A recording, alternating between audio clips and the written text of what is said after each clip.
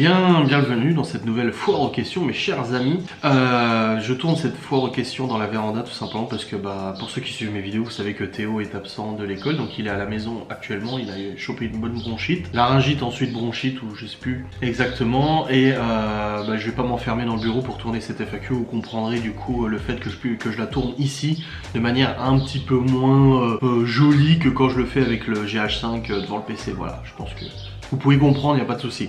Donc on y va pour cette FAQ du mois de juillet, comme d'habitude, tous les mois je vous fais une petite FAQ. Je vous demande sur Instagram, donc suivez-moi sur Instagram, de me poser vos questions et je vais y répondre. Je n'ai pas encore regardé toutes les questions, mais j'en ai vu quelques-unes, dont une personne qui est venue déposer un peu de sel. Et je vais répondre à ces questions parce que voilà. Ah bah non, elle les a supprimées ces questions. Ah, elle a supprimé... Bah pourquoi t'as supprimé tes questions? Elle m'avait posé au moins 5-6 questions. Ah si, elles sont là, c'est bon, je les vois. LCIE-YE50 qui demande: que gardes-tu de bon et de moins bon ce mois-ci? Le mois de juin, de bon d'avoir récupéré le Q7, la signature de l'achat de la maison, le crédit, plein de projets qui se sont mis en place, etc. Donc ça c'est le positif, hein, forcément. Après le moins bon, c'est forcément les enfants, l'inquiétude, hâte que tout ça se règle, etc. Voilà, on est très stressé forcément pour cette situation pour les enfants, extrêmement stressé, et on n'a qu'une hâte, c'est que les choses avancent, et voilà. Donc beaucoup de gens me contactent en disant: ouais, t'as menti, sinon il y aurait quelque chose. Vous savez, si la justice française fonctionnait aussi bien que vous le dites, il y aurait beaucoup moins de drames et beaucoup moins de problèmes dans les faits divers, etc., tout ce qui concerne les enfants. Malheureusement, on est obligé de toute façon de respecter certaines choses, même si en notre sens ça nous semble pas logique ou quoi que ce soit, mais c'est comme ça. Donc voilà, le moins bon c'est ça, c'est cette attente pour les enfants et le fait que ça devient vraiment urgent qu'une décision soit prise. Et le meilleur, c'est tous ces projets, voilà, récupérer Q7, ces projets vacances qui arrivent, les projets pour la maison et tout ça, et c'est ça vraiment très très positif. Voilà. Nuni0317, vous allez commencer de petits travaux dans la maison courant juillet, je suis vraiment contente. Oui, il y a pas mal de choses qui sont en attente, notamment l'extérieur. Il faut que je retire le maximum de choses, il faut que j'enlève les dalles de la terrasse, etc. Il y a pas mal de choses qui doivent être faites à l'extérieur, même à l'intérieur aussi, hein. Préparer le grenier, il va falloir qu'on vide le grenier, il va falloir qu'on nettoie le sol, pour commencer à plaquer, etc. On vous l'a dit, on veut aménager le grenier pour en faire des chambres d'ici la fin de l'année, je pense. On a ici de l'argent. Alors le grenier, c'est nous qui allons le financer. Au niveau du crédit de la maison, comme j'ai dit, on a fait un crédit pour acheter la maison et on a fait une extension du crédit pour faire des travaux, donc notamment le chauffage, l'extérieur et la cuisine. Et ce qui concerne du coup la chambre, les chambres supplémentaires qu'on veut créer dans les combles, ça par contre on va le financer nous-mêmes et on va pas faire appel à la banque. Voilà. Donc c'est quelque chose qui se fera, je pense, d'ici la fin de l'année, voire peut-être début d'année prochaine. Je donne pas trop de délai parce que tu sais, t'as toujours des surprises, tu sais jamais exactement comment ça va se passer, donc voilà. Je préfère faire une estimation très large, mais c'est vrai qu'il y a quand même pas mal de choses qui vont arriver. Bon tout ce qui est chauffage et cuisine, nous on s'en occupe pas. La cuisine c'est à la rentrée et le chauffage c'est cet été. Par contre concernant l'extérieur, moi j'ai pas mal de choses à faire, hein, de toute façon à l'extérieur, pour préparer la venue du paysagiste qui arrive à la fin de l'année. Donc il vient au milieu de l'hiver pour faire toute ce nouveau réagencement de l'extérieur que j'ai vraiment hâte de voir, parce que c'est vrai que l'extérieur n'est pas ouf. Je le sais, on en est conscient que c'est pas le point fort de la maison, l'extérieur, mais je pense qu'avec le projet qu'on a, avec le paysagiste, on peut aboutir sur quelque chose de vraiment très sympa. Donc j'ai vraiment hâte de commencer tout ça. Ça prend le temps que ça prend, mais voilà, on fait ce qu'on peut. Elodie Malray qui demande: allez-vous partir en vacances avec les enfants ou des idées de sortie? J'ai d'autres personnes qui vont poser cette question. Alors je vous recommande d'aller voir ma vidéo, donc ma dernière facecam sur le sujet des vacances, où justement je vous raconte un peu les projets qu'on a pour les vacances pour les enfants, les sorties, etc. Parce que visiblement vous l'avez pas vu cette vidéo si vous me posez la question sur Instagram. Donc voilà, sachez que je sors généralement un vlog et une facecam par jour, et que parmi les facecams, parfois il y a des vidéos réactions, parfois il y a des breaking news, bon ça fait partie des vidéos réactions, et parfois il y a aussi des sujets de notre quotidien comme les vacances ou la voiture ou des choses comme ça. Voilà. Caro 1990 FL qui demande: quel métier souhaitiez-vous faire quand vous étiez enfant? J'ai déjà répondu plein de fois. Après tu sais, quand t'es gosse tu donnes des idées de métier et tout, mais bon, je voulais être réparateur de Ferrari, donc en gros mécano dans des voitures de course. C'est ce que je voulais faire quand j'étais petit. Mais après j'ai changé d'avis, donc arrivé au collège et tout, j'ai voulu travailler dans l'informatique. Et après arrivé au lycée, j'ai préféré, je me suis posé la question entre l'informatique et prof d'histoire. Je sais pas, prof d'histoire ça me bottait à mort. Et finalement je me suis quand même orienté vers l'informatique, même si j'ai pas fini mes études, vous le savez, j'ai pas eu mon bac. Je suis un cancre, je n'ai pas eu mon baccalauréat. Et du coup j'apprends de moi-même, voilà, je suis autodidacte. Ça fait beaucoup rire certaines personnes visiblement sur internet que je dise que je suis autodidacte. mais j'essaie de me débrouiller comme je peux et d'apprendre des nouvelles choses chaque jour. Voilà. Laura Saganzette qui demande qu'est-ce que Malone t'a apporté en tant que beau-père, expérience d'ouverture d'esprit. Je pense pas que je pense pas être fermé d'esprit. Là-dessus, non, je suis assez ouvert d'esprit sur plein de choses. Qu'est-ce que m'a apporté Malone? Bah, en fait, on s'entend super bien avec Malone. On a des délires un peu communs parce que je reste, même si j'ai 33 ans, je reste quand même sur des délires un peu de l'internet et tout ça, tu vois, des mèmes, des trucs comme ça. Donc c'est vrai qu'on rigole beaucoup là-dessus. On charrie beaucoup Laura aussi avec Malone, ça c'est vrai que c'est un de nos petits sports qu'on aime bien faire, on la taquine beaucoup. Maintenant moi ce qui est marrant c'est que Malone me ressemble énormément, il me ressemble beaucoup à la seule différence que lui, il est premier de la classe et pas moi. Voilà, il a en fait cette flexibilité, il a cette intelligence. Alors je dis pas que je suis intelligent, attention. Je dis juste qu'en fait dans ses comportements, dans ses réactions, il me ressemble énormément. Et du coup ça me fait prendre un peu de recul. Et je comprends mes parents, quand j'étais petit, qui étaient parfois exaspérés par certains de mes comportements. Ou voilà, plein de choses comme ça. Donc c'est vrai que je dis souvent, putain mais il me ressemble trop ce gosse. Et c'est rigolo, voilà. Donc oui, on s'entend bien. Après il y a des fois où je suis obligé aussi de le reprendre. Il y a des fois... Ça c'est un peu plus difficile. Ça c'est un sujet que je l'aborderai peut-être plus en détail dans une facecam, mais j'ai mis beaucoup de temps en fait à m'affirmer et beaucoup de temps à reprendre Malone ou des choses comme ça, parce que ça n'a pas été évident dès le début, c'est un ado, c'est pas facile. Puis moi j'ai pas envie d'avoir le mauvais rôle ou quoi que ce soit, mais c'est vrai que j'ai mis du temps à commencer à dire à Malone bah là stop, ou non, ou bah ça c'est pas cool ce que tu fais, ou à ta place je fais pas ça. Là des fois ça arrive que même je lui écris un SMS, je lui dis bah par contre là je trouve que t'as merdé, t'aurais dû faire attention, ou des trucs comme ça. Voilà, c'est des moments comme ça où justement je commence un peu à m'affirmer, mais faut toujours avoir beaucoup de pédagogie, beaucoup de respect aussi envers l'enfant. Mais voilà, donc c'est une belle expérience d'être beau-père d'un gamin de cet âge-là. Est-ce que j'aurais préféré être beau-père d'un gamin plus jeune? Non, je trouve que c'est bien, je suis content, voilà, ça me plaît très bien. Live 21 12 15 qui demande vas-tu t'accorder un peu de repos cet été? Qu'appelles-tu par repos? Le fait de ne plus le filmer pendant une semaine, de m'isoler de m'éloigner des réseaux sociaux et tout ça, non je pense pas. Comme je l'ai déjà expliqué dans une vidéo l'année dernière, je peux pas forcément me le permettre parce que mes vidéos YouTube, ma chaîne Twitch, Ghost and Us, les partenariats, etc. en fait contribuent à former mon revenu. Et actuellement je ne gagne pas assez au niveau de ces plusieurs facteurs financiers pour pouvoir me dire ok je me dégage une semaine de non-revenu, tu vois. Donc j'en suis pas encore là. C'est sûr que si demain je gagne davantage, bah cet avantage ne reviendra pas forcément dans ma poche. Je ne me permettrai pas de me verser plus de salaire. Mais par contre ça pourrait me permettre de combler certaines fois où j'ai pas forcément envie de vlogger. Si c'est très rare, ou certaines fois où je me dis je vais me prendre une semaine complète sans tourner, sans live, sans rien. Voilà, donc pour l'instant c'est pas d'actualité, maintenant je suis pas fatigué du travail, donc y a pas de souci. Madame Lauralie qui demande appréhendes-tu la rentrée au collège pour Libye? Non, je me fais pas trop de soucis pour la rentrée au collège. Je m'inquiète pas trop. Alors elle est inquiète, oui c'est normal, c'est nouveau, c'est une nouvelle étape, hein, c'est important pour un gosse. Mais je m'inquiète pas trop pour elle parce que je pense que si on peut l'accompagner correctement, si à la maison on peut répondre à ses questions, si on peut l'aider, l'épauler, etc. Bah je pense que ça se passera bien. C'est pour ça que j'espère que la garde exclusive du coup sera un autre avantage parce qu'elle aurait aussi l'avantage d'aller au collège avec Malone qui rentre en 3e l'année prochaine et il pourrait comme ça l'aider parce qu'ils sont proches les deux, hein, ils sont très proches et tout ça. Donc c'est vrai que ça pourrait permettre à Libye de se sentir rassurée, d'avoir quelqu'un qu'elle connaît de plus vieux dans le collège. Moi je sais que quand je suis rentré au collège, j'avais une de mes sœurs qui était encore là et ça m'a permis comme ça en 6e et elle en 3e, il me semble que c'était la même différence justement, il me semble moi. Ouais c'est la même différence d'âge.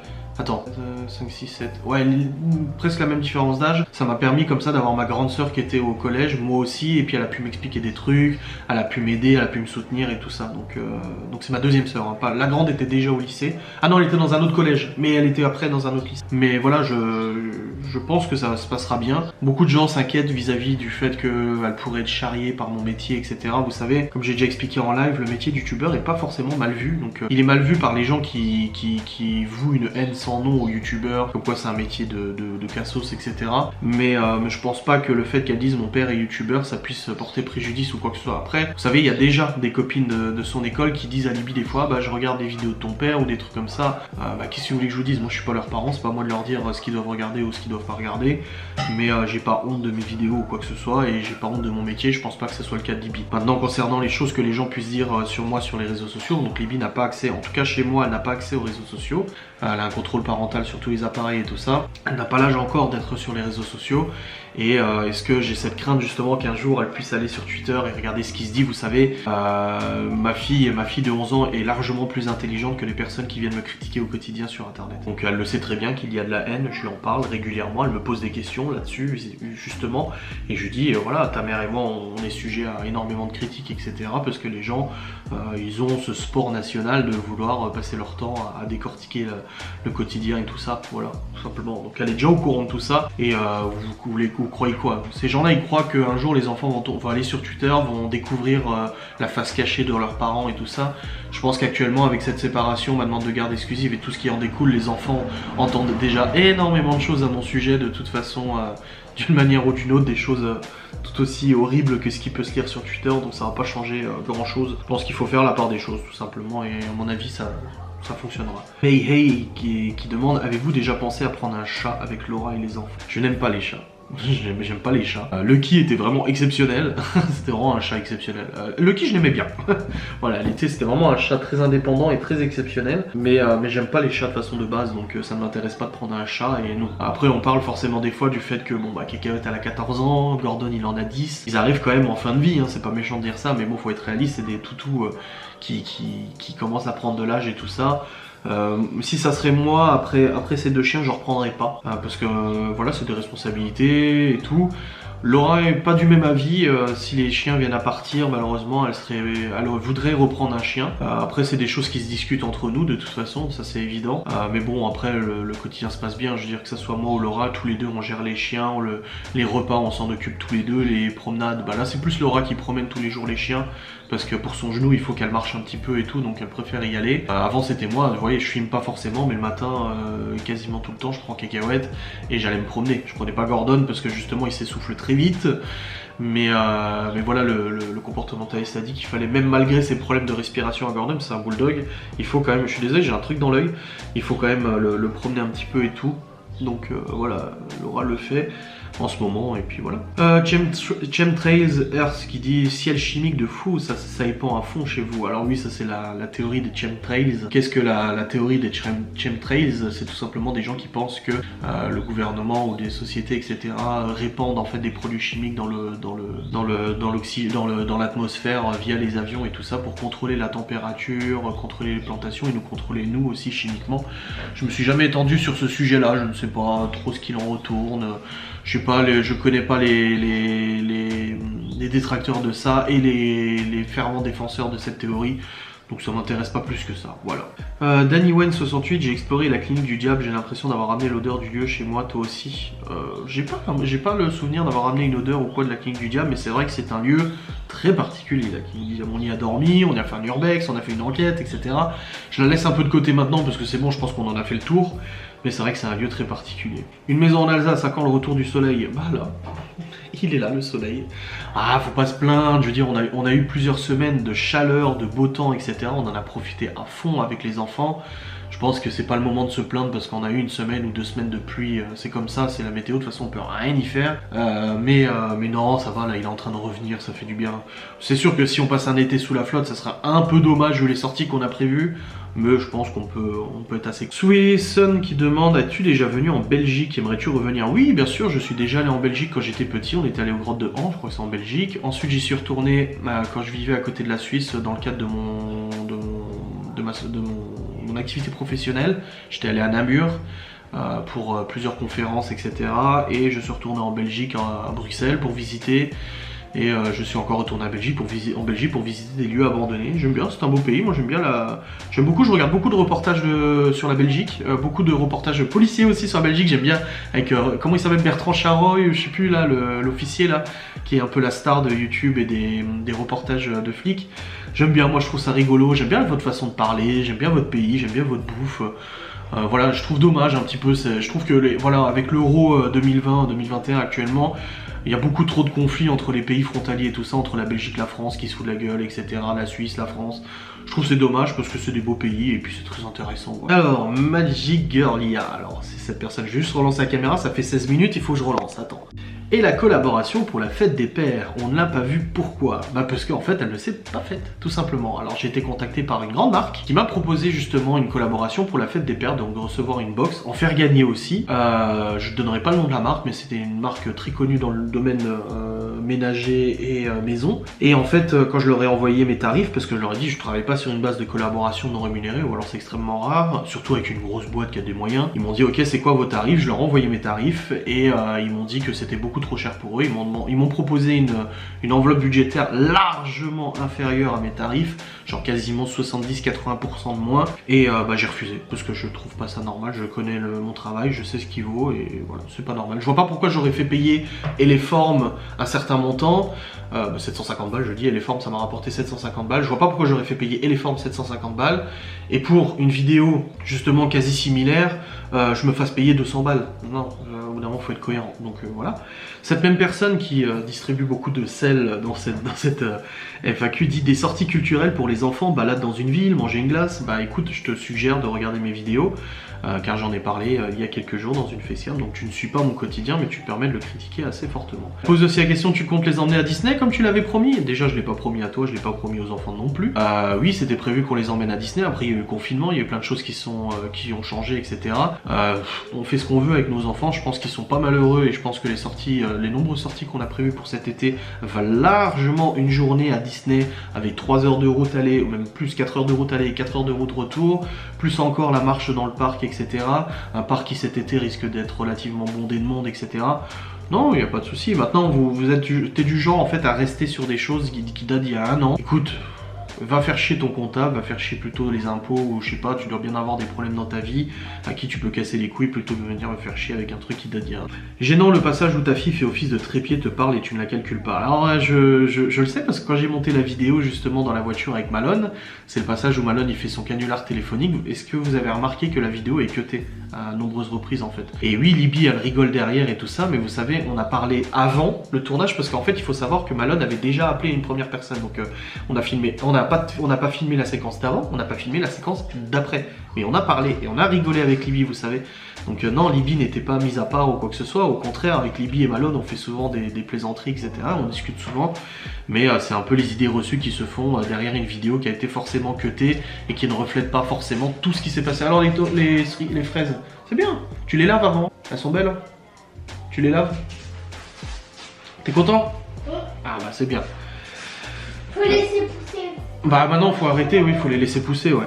Alors MLU CNT qui demande à quand une nouvelle vidéo défi? Bah oui c'est prévu, je vous l'ai dit, je voulais en tourner une la semaine dernière quand les enfants n'étaient pas là. Donc la vidéo défi, il y a 2 vidéos défi à venir. La première c'est passer une nuit dans la forêt. Donc on a la tante, hein, j'ai la tante qui est ici. Pas ma tante la sœur de ma mère ou de mon père, la tante où tu dors dedans. J'ai la tante, Geoffrey a le réchaud. On a tout ce qu'il faut pour faire cette petite vidéo, donc en fait on va partir à tomber de la nuit, un peu avant au crépuscule, dans la forêt. On va poser notre tente et on va dormir dans la forêt une nuit. Voilà, c'est le premier défi parce que c'est rigolo. Et le deuxième défi, ça sera un défi par contre physique, c'est que je veux monter le grand ballon par le côté le plus difficile. Donc c'est un côté qui fait je crois 17 km il me semble, je sais plus exactement. Mais je veux le faire avec Geoffrey peut-être, je ne sais pas s'il est motivé, il m'avait dit que oui mais il faut en reparler parce que maintenant qu'il a repris le travail, c'est un peu plus compliqué de se caler des jours. Mais c'est de monter le grand ballon d'Alsace à pied par le côté le plus difficile, voilà c'est ça. Ça prendra une journée à peu près, ça va être difficile, ça grimpe, mais j'ai envie d'arriver sur le ballon d'Alsace, prendre une belle photo et dire waouh le défi physique, parce que vous savez que je suis pas très physique, en dehors de la musculation et de soulever des poids, je suis pas très endurant et pas très physique. J'ai déjà fait une vidéo marcher 20 km sans préparation physique, et ben là j'ai envie de faire encore une vidéo où je me dépasse un peu, voilà. Chloé LPZ2 qui demande tu aimerais tester SoShape? Alors SoShape j'ai déjà travaillé avec eux, mais enfin pas pour ma chaîne YouTube il y a quelques années, donc j'avais déjà négocié une collab avec eux. J'avais testé leurs produits, c'était pas mauvais, hein, les shakers sucrés en tout cas étaient pas mauvais, salés c'était pas terrible, enfin j'aimais pas trop, c'est mon avis. Ils m'ont contacté il y a 1 an sur ma chaîne YouTube pour me proposer de bosser avec eux, moyennant rémunération en plus. Ça ne s'est pas fait, tout simplement parce qu'ils m'ont dit que finalement ils étaient passés sur une autre promotion. Et ils m'ont recontacté il y a quelques mois pour me reproposer une collaboration. Et j'ai refusé tout simplement parce que j'ai vu pas mal d'avis sur internet, je me suis pas mal renseigné, vous savez je regarde beaucoup les détails sur les collaborations et tout, et je suis pas sûr que ce soit un produit que j'ai envie forcément de conseiller à ma communauté. Alors je pourrais encaisser le chèque, hein, je pourrais dire oui vas-y envoie-moi le virement et puis je te fais la pub et puis je m'en fous du reste, mais c'est pas un truc que moi je suis convaincu. Donc si je suis pas convaincu, je vois pas comment je peux le vendre honnêtement à mes abonnés, tu vois. J'en ai parlé dans une vidéo qui est sortie hier ou avant-hier où je vais pas me faire beaucoup d'amis à mon avis dans le monde de l'influence, mais je m'en bats les couilles. Mais beaucoup d'influenceurs vous prennent pour des cons et c'est pas mon cas. Alors, les haters vont dire oui mais c'est parce que t'as pas beaucoup de collabs que tu te permets de dire ça, mais si on te proposerait plein de collabs tous les jours, t'en ferais forcément qui t'intéressent pas. Bah non, j'ai des valeurs, j'ai pas envie, j'ai pas besoin de ça, voilà, je fais 2 vidéos par jour, c'est un rythme, c'est sûr, pour me payer mon salaire. Je vais pas m'amuser à faire moins de vidéos pour combler par des partenariats avec de la merde, non, ça m'intéresse pas. Et je dis pas que ce shape c'est de la merde, je dis juste que je suis pas convaincu par le produit. C'est comme les patchs anti-ion de la Sweat téléphone. Je suis des influenceurs qui en font la promo, hein. Moi je suis pas convaincu. Moi ils m'ont contacté il y a 2 ans, pas pour ma chaîne du coup, pour une autre chaîne. J'ai refusé, alors ça a été sujet de dispute parce que c'était un beau montant qu'ils proposaient de paiement. J'ai refusé parce que pour moi je suis pas convaincu, je suis pas... Voilà, je suis pas convaincu du truc et du coup j'ai préféré refuser et ils m'ont contacté pour ma chaîne YouTube aussi et j'ai refusé aussi parce que je suis pas convaincu par le produit, voilà. Je suis honnête avec vous, je suis pas convaincu, pourtant je pourrais encaisser encore une fois le chèque et fermer ma gueule. Lilou Sleeve, qu'est-ce qu'il te manque encore pour être encore plus heureux que tu ne l'es? Bah les enfants, bien évidemment, que sa situation se termine et que je puisse être rassuré pour le bien de mes enfants. Audrexy qui demande quels sont vos plats préférés à chacun, toi, Laura et les enfants. Un magret de canard avec une purée maison, un truc comme ça. Moi je suis pas difficile, il y a beaucoup de trucs que je kiffe en fait, mais qu'est-ce que je me dis que j'aimerais manger plusieurs fois ou machin? La raclette c'est ouf, hachis parmentier, recette de ma grand-mère que Laura a réussi à reproduire la dernière fois. D'ailleurs faut qu'elle m'en refasse un de hachis parmentier comme elle avait fait avec la sauce tomate et tout, c'était trop bon, une tuerie. Mais voilà, plusieurs repas comme ça, je sais pas, franchement, après les enfants, tu sais, ils vont dire McDo quoi. Ils vont dire McDo ou un truc comme ça. Explomax qui demande, as-tu pour projet de faire passer le Q7 chez Akram? Donc Akram c'est un youtubeur automobile qui propose des vidéos, en fait il fait venir des gens avec leur propre voiture et il filme la voiture, etc. C'est un peu, voilà, une présentation de voiture, mais de voiture d'abonnés. J'y avais pensé pour le Q7, mais je pense que c'est pas une voiture exceptionnelle. J'ai plus pensé pour le buggy de mon père, par contre, le Secma F16. Je me suis dit ça pourrait vachement intéresser, ça pourrait être une vidéo sympa. Le truc c'est qu'il faut aller à Paris pour montrer la voiture, il faut, voilà, tu vois, ça demande du temps, ça demande de l'argent aussi, parce que si je me déplace ça sera avec mon père, avec son buggy et tout ça. Pour faire une vidéo vite fait et tout, franchement ça fait beaucoup de kilomètres pour juste passer sur une chaîne YouTube. Puis bon, il y en a plein de vidéos de F16 sur internet, donc non, j'ai pas le... À part si demain j'ai une voiture absolument exceptionnelle qui n'est jamais passée sur la chaîne, bah, un peu comme le buggy de mon père, c'est assez rare quand même. Non, je ne pense pas. J'ai tout fini presque. C'est bien. Ah, tu les as déjà mangés? Dernière question, pas de question, juste reste comme tu es, sans chichi, que du naturel. Bah, je vous remercie parce que c'est ce que j'essaie de diffuser justement, c'est cette image. Cette image non, c'est moi-même en fait, naturel, sans prise de tête, etc. Et c'est très bien. Non, je vais rentrer à la maison. Bon allez, je vous laisse pour cette FAQ, j'espère qu'elle vous aura plu. Je vous fais des bisous comme d'habitude, on se retrouve le mois prochain pour une prochaine FAQ. Ah oui, non, attends, avant de clôturer la FAQ, on va parler juste de la maison parce que... ça n'a pas été encore posé comme question, mais je pense que les gens vont poser. Où ça en est pour l'achat de la maison? Quoi? Bah laisse-la. Concernant l'achat de la maison, bah, comme je vous l'ai dit, on a signé le crédit à la banque, on a signé le compromis de vente. C'est la banque maintenant qui doit verser les fonds. Il y a des délais qui sont ceux de la banque et tout ça. On a eu une partie de l'argent qui a été débloquée pour les travaux et tout ça. C'est pour ça que je suis allé payer une partie de la cuisine et tout. Et maintenant, on attend juste que la banque, la notaire nous appelle pour nous dire c'est bon, j'ai reçu l'argent de la banque, vous pouvez venir signer l'acte définitif. Ça ne saurait tarder. Nous, quand on était chez la notaire, la banque nous avait dit oh d'ici fin juin ça pourrait le faire. La notaire nous avait dit d'ici début juillet. Donc bon, on est dans les clous de toute façon, il n'y a pas de souci. Mais à la fin de l'été, c'est sûr que ça sera fait. Voilà. Mais à mon avis, là, d'ici une semaine, 2 semaines, la conseillère était en vacances. Elle était partie 2 semaines en vacances. Et c'est elle qui s'occupe du dossier et tout ça.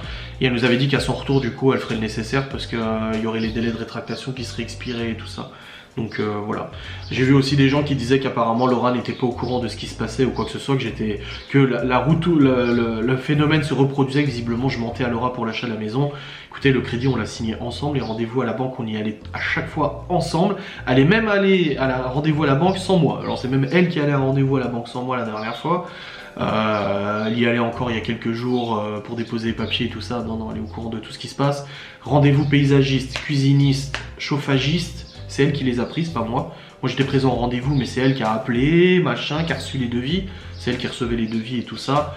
Et voilà, donc même le cuisiniste, c'est à son nom. La cuisine, elle a signé à son nom parce que elle avait déjà fait le truc avant moi et tout. Elle était déjà passée chez le cuisiniste avant, du coup ils avaient ouvert le dossier et tout ça. Donc non, elle est parfaitement au courant de ce qui se passe pour la maison. Il n'y a pas de surprise, pas de mensonge. J'ai dit oui, j'ai menti dans mon passé, mais il faut essayer de comprendre pourquoi j'ai menti. Voilà, si malheureusement j'ai menti, c'est parce que pour moi c'était la seule solution pour éviter. Voilà. Bon allez, je vous fais des bisous, salut.